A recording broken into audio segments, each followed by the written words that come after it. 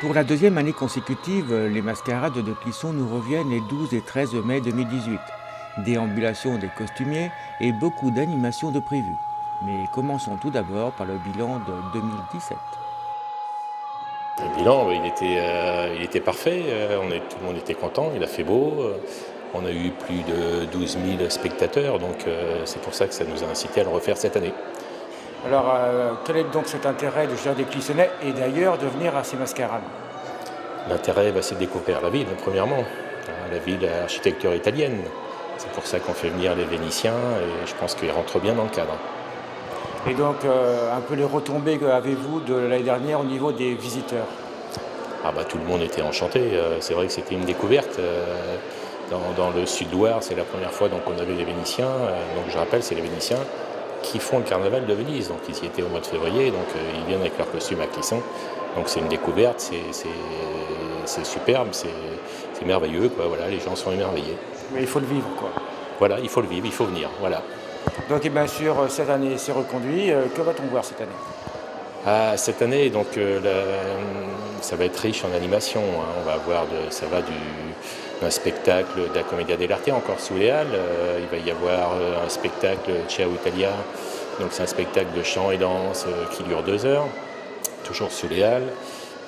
On va avoir une compagnie clissonnaise, Carabas, qui va déambuler, qui va faire plusieurs sets le samedi et le dimanche, un peu partout dans Clisson, place Notre-Dame, place du Minage, au parc du Château.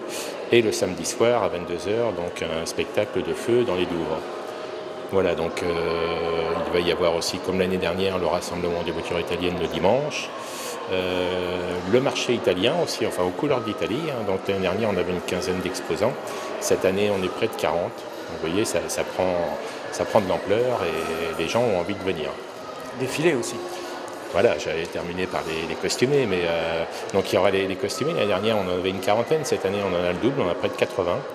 Donc, et puis ils vont être accompagnés de fanfares également. Le samedi, de la Batucada de Nantes, là, les tambours style brésilien, ça va faire beaucoup de bruit. Et le dimanche, donc l'amphi-fanfare. Donc il y a le défilé, mais je crois qu'il y a une parade aussi, c'est ça? Voilà, donc le samedi, donc c'est le défilé rue des Halles, l'espace Saint-Jacques. On passe par la maison de retraite pour les résidents nous avaient demandé à les revoir cette année, donc ça va faire partie du parcours. Il va y avoir aussi le dimanche, là ça va être la parade, ils vont partir de la place de la Trinité, passer sur et sous le viaduc qui va vers Gétigné, quoi. Ils vont passer dans le quartier Saint-Antoine, le petit pont Saint-Antoine, le pont de la Vallée. Ils vont remonter la rue de la Collégiale pour finir rue des Halles. Et une présentation de tous ces costumés sur le podium le dimanche après-midi.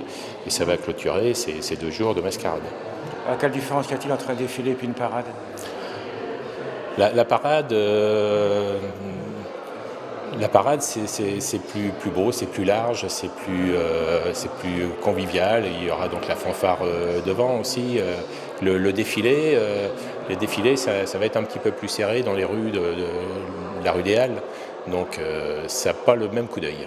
Et je dirais donc de la musique et beaucoup de musique. Il y a beaucoup de musique, donc j'ai omis de vous parler du plus beau spectacle, je pense, du week-end.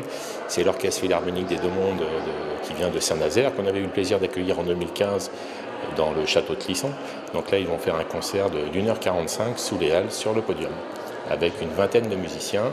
Et en ouverture, donc, ils seront accompagnés des élèves de l'école de musique d'Artissimo. Donc il y aura une quinzaine de jeunes qui vont avoir le plaisir de jouer avec l'Orchestre Philharmonique. En attendant le 12 mai, vous pouvez découvrir la totalité du programme sur le site de la mairie de Clisson.